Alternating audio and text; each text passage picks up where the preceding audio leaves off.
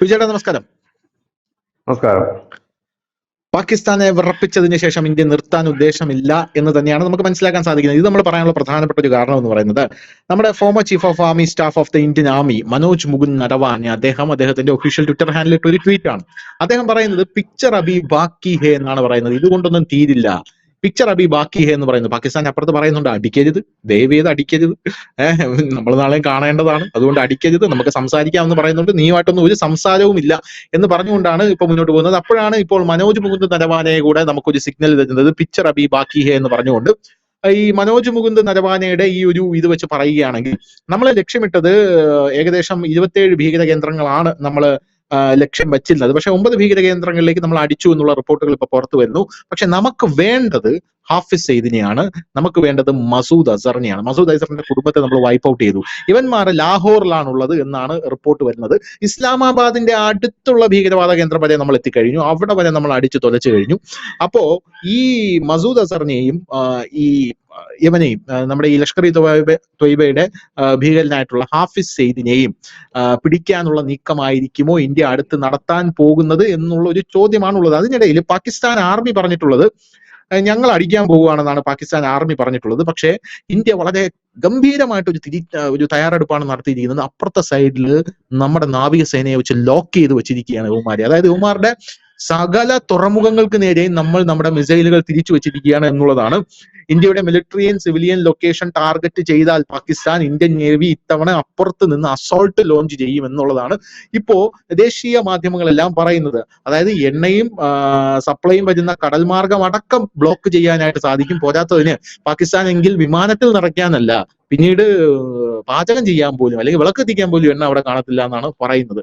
എന്താണ് തോന്നുന്നത്? ഇന്ത്യ ഇതൊന്നും കൊണ്ട് നിർത്താനുള്ള ഉദ്ദേശമില്ലേ? ഇന്ത്യ തുടങ്ങിയിട്ടേ ഉള്ളൂ.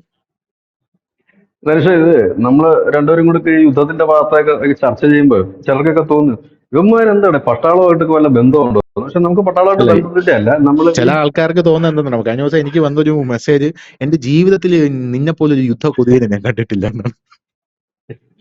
അല്ല, അപ്പം ആൾക്കാർ തെറ്റിത് അത് ആൾക്കാർ കളിയാക്കി ചിലപ്പോൾ ചോദിക്കും, ആർക്കും സംശയം വരാം. പക്ഷെ അതിന്റെ പ്രശ്നം എന്ന് വെച്ചാൽ നമ്മള് നിരന്തരം ഈ ഡിഫൻസ് സ്റ്റോറി ഈ റൈറ്റപ്പുകളായാലും നമ്മുടെ തന്നെ റിട്ടയർഡ് ആയിട്ടുള്ള അവരുടെ ചീറ്റുകളായാലും ഒപ്പം തന്നെ പാകിസ്ഥാന്റെ അടക്കമുള്ള അവിടുത്തെ സേനകളുടെയൊക്കെ അതിൽ നിന്ന് കിട്ടുന്ന ഒരു സത്താണ് നമ്മുടെ എപ്പോഴും അനാലിസിസിലായിട്ട് നമ്മൾ ഉപയോഗിക്കുന്നത്.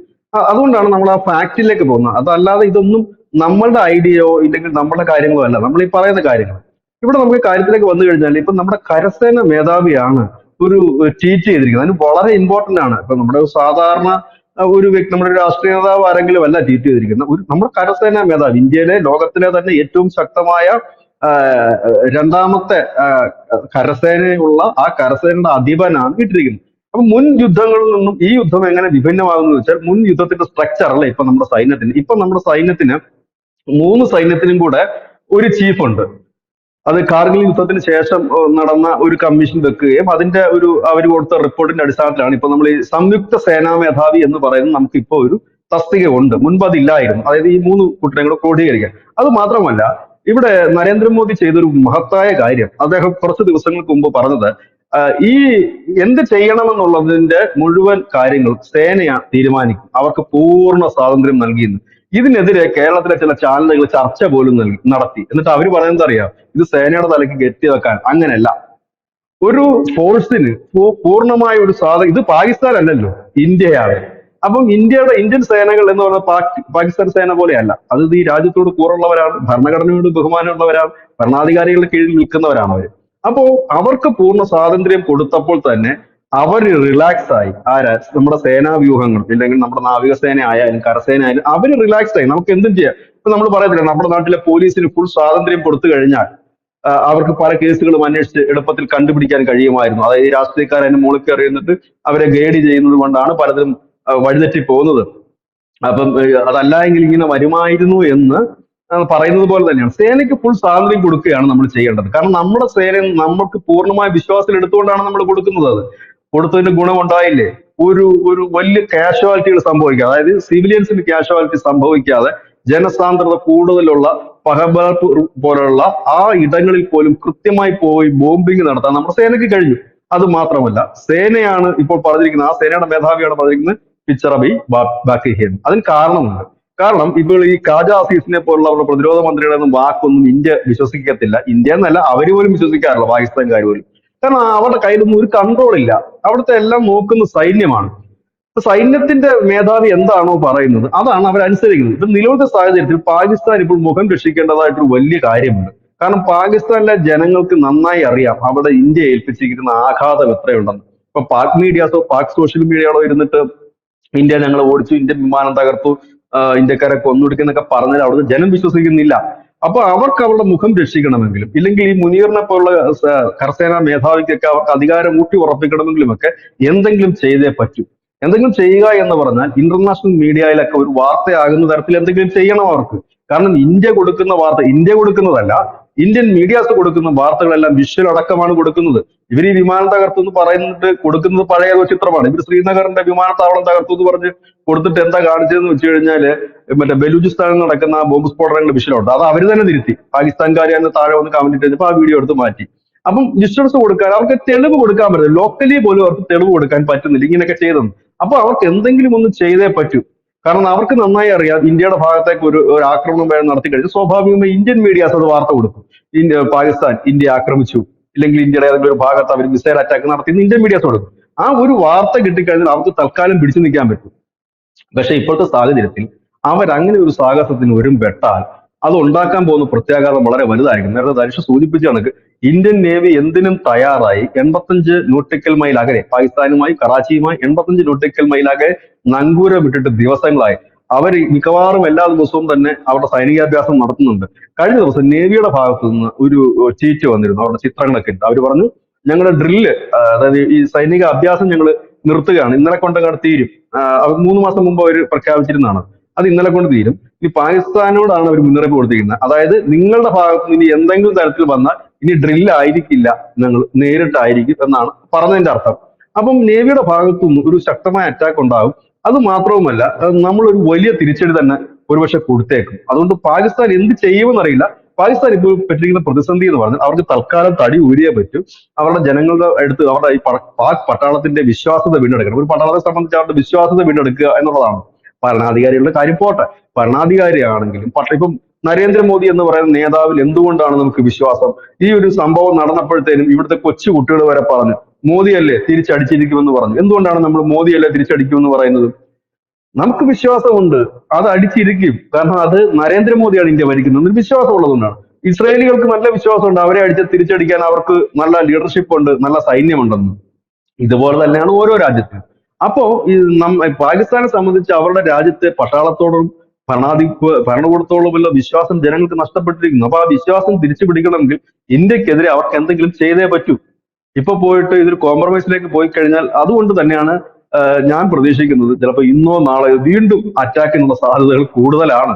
കാരണം അവർ ചുമ്മാതിരിക്കില്ല. കാരണം അവരെ സംബന്ധിച്ച് എന്തെങ്കിലും ഒന്ന് കാട്ടിക്കൂട്ടിയേ പറ്റൂ. അത് എവിടെങ്കിലും ഒരിടത്ത് എന്തെങ്കിലും ഒന്ന് കാട്ടിക്കൂട്ടിയേ പറ്റൂ. അങ്ങനെ കാട്ടിക്കൂട്ടാൻ വന്ന ഇന്ത്യ ഒരു അവസരം നോക്കി ഇരിക്കുകയാണ്. വീണ്ടും ഇന്ത്യ ഇതേപോലെ തന്നെ അറ്റാക്ക് ചെയ്യും, അതിനകത്ത് യാതൊരു ഡൗട്ടും ഇല്ല. നിലവിലത്തെ സാഹചര്യത്തിൽ ഇപ്പൊ ഓപ്പൺ ആയിട്ട് ഇന്ത്യ പിന്തുണച്ചുകൊണ്ട് ഫ്രാൻസ് രംഗത്ത് എത്തിയിട്ടുണ്ട്, ഇസ്രായേൽ രംഗത്ത് എത്തിയിട്ടുണ്ട്, റഷ്യ എത്തിയിട്ടുണ്ട്. ശ്രദ്ധിക്കേണ്ടതായ ഒരു കാര്യമുണ്ട്, ഈ 3 കൂട്ടരും ട്രംപുമായിട്ട് അത്ര സുഖത്തിലല്ല എന്നും കൂടെയാണ് നമ്മൾ ശ്രദ്ധിക്കേണ്ടത്. ഇസ്രായേലും അമേരിക്കയും തമ്മിൽ നല്ല സുഹൃത്ത് ബന്ധത്തിലായിരുന്നു. പക്ഷെ കഴിഞ്ഞ കുറച്ച് ദിവസങ്ങൾക്ക് മുമ്പ് ഈ ഇറാനുമായിട്ട് അമേരിക്ക ഒരു മാരത്തോൺ ചർച്ച തുടങ്ങിയിട്ടുണ്ട്. കുറെ കാര്യങ്ങളൊക്കെ ആയിട്ട് 4ാം വട്ട ചർച്ച നടക്കുന്ന സമയത്ത് ഇറാൻ ചില വാഗ്ദാനങ്ങൾ ട്രംപ് കൊടുത്തു എന്നാണ് പറയുന്നത്. നിങ്ങളുടെ ആണവ കരാറുമായിട്ട് മുമ്പോട്ട് വെക്കോ എന്നൊക്കെ പറഞ്ഞു. പക്ഷെ അതിനകത്ത് കട്ടക്കലിപ്പിലാണ് ഇസ്രായേൽ എന്ന് പറയുന്നത്. അതിന്റെ ഭാഗമായിട്ടാണ് ഇസ്രായേലിന്റെ 20 ജെറ്റോ അവരുടെ ഫൈറ്റർ ജെറ്റ് ഉപയോഗിച്ചുകൊണ്ട് ഹൂത്തിയിലൊക്കെ വലിയ ബോംബിംഗ് നടന്നത്. അതിനെതിരെ വിമർശിച്ചുകൊണ്ട് ട്രംപ് എത്തിയിട്ടുണ്ട്. അപ്പൊ അത് അവരൊരു മാനസികമായി അത്ര വലിയ സുഖത്തിലേക്കല്ല ഇപ്പൊ കാര്യങ്ങൾ പോകുന്നത്. മറ്റൊന്ന്, ഫ്രാൻസും ട്രംപുമായിട്ട് മാക്രോണുമായിട്ട് വലിയ ബന്ധത്തിൽ നേരത്തെ അല്ല, ഇപ്പോഴൊട്ടും അല്ല. അവിടെ നിന്നാണല്ലോ നമ്മൾ റഫാൽ വിമാനങ്ങളൊക്കെ വാങ്ങിച്ചത്. അവരിപ്പോ രംഗത്തെത്തിയിട്ടുണ്ട് ഓപ്പൺ ആയിട്ട്. റഷ്യ പിന്നെ പണ്ടേ കട്ടക്കലിപ്പിലാണ്. ഇതിനൊക്കെ മാനസികമായി തന്നെ അകൽച്ചയിൽ ഇരിക്കുന്നവരാണ്. അപ്പൊ ഇവരാണ് പബ്ലിക്കായിട്ട് ഇപ്പൊ എത്തിയിരിക്കുന്നത് ഇന്ത്യക്ക് പിന്തുണയായിട്ട്. ഇതിനകത്ത് ഇപ്പൊ നമ്മൾ ലേറ്റസ്റ്റ് സ്റ്റേറ്റ്മെന്റ് വന്നതിനകത്ത് നമുക്ക് ചൈന മാത്രം ഒരു നിരാശ പ്രകടിപ്പിച്ചിട്ടുണ്ട്. ഈ ഭാഗത്തിൽ ഒരു യുദ്ധം ഒഴിവാക്കണമെന്ന് പറഞ്ഞു. ട്രംപ് അതിനെക്കുറിച്ച് പറഞ്ഞു ഷെയിം എന്നാണ് പറഞ്ഞത്. അദ്ദേഹം ആ ഒരു അർത്ഥത്തിലായിരിക്കില്ല ഒരുപക്ഷെ പറഞ്ഞത്. ഇതിലെ അപ്പൊ ഏറ്റവും അദ്ദേഹം വലിയ ഉദ്ദേശിച്ചത് ഷെയിം എന്താണെന്ന് അറിയാമോ ബിജുട്ടാ?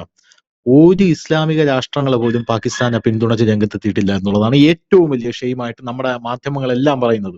എന്നിട്ട് ദേശീയ മാധ്യമങ്ങൾ കൊടുക്കുന്ന ട്രോൾ വാർത്തകൾ കണ്ടാൽ ചിരിച്ചു മരിക്കും. അതായത് ഇവന്മാർ ഈ ചായയുടെ കേസ് പറഞ്ഞല്ലോ, നമ്മുടെ ചായ തന്നു വിടാന്ന് പാകിസ്ഥാൻ. ഇന്ന് ദേശീയ മാധ്യമങ്ങൾ പറയുന്നത് കുങ്കുമപ്പൂ ഇട്ട് ചായ കുടിക്കുന്നതിന്റെ ഗുണങ്ങൾ അറിയാം, ഈ വാർത്തയിൽ ക്ലിക്ക് ചെയ്യും എന്ന് പറഞ്ഞാണ് ദേശീയ മാധ്യമങ്ങൾ വാർത്ത കൊടുക്കുന്നത്. അല്ല, ഇപ്പൊ നമ്മള് ചായ മാത്രമല്ല കൂടെ വാടക കൊടുത്തിട്ടുണ്ട്. അതല്ല നമ്മുടെ ഏറ്റവും വലിയ ഒരു ഇത് രസകരമായ കാര്യം. അപ്പൊ നമ്മൾ നന്നായിട്ട് പക്ഷെ ഇതിനകത്ത് ധനുഷ് പറഞ്ഞ ഒരു വലിയ പോയിന്റ് ആണത്. IOC അല്ലാതെ, അതായത് മുസ്ലിം ഓർഗനൈസേഷൻ അല്ലാതെ അവർക്കത് പറയാൻ നിർവാഹമില്ല. അതൊരു നനഞ്ഞ പടക്കമാണ്, അല്ലെങ്കിൽ ഒരു കടലാസ് പുലിയാണ്. അവരല്ലാതെ വേറെ ആരും അത് രംഗത്തെത്തിയിട്ടില്ല. ഗൾഫ് രാഷ്ട്രങ്ങൾ ഒന്നും തന്നെ രംഗത്ത്, കാരണം അവർക്കറിയാം ഈ ഇന്ത്യ എവിടൊക്കെയാണ് തകർത്തതെന്ന് അവർക്ക് കൃത്യമായിട്ട് അറിയാം. ഇത് ലോകത്തിന് മുഴുവൻ അറിയാവുന്ന മദ്രസയാണിത്. ഈ പിന്നെ മസൂദ് അസറിന്റെ ആയാലും ഹാഫിസ് സെയ്ദിന്റെ ആയാലും ഒക്കെ യൂണിവേഴ്സിറ്റികൾ എല്ലാവർക്കും അറിയാം ഇത് എന്താണ് ഇവിടെ നടക്കുന്നത്. ലോകത്തിനെല്ലാം അറിയാവുന്ന ഒരു സ്ഥലം.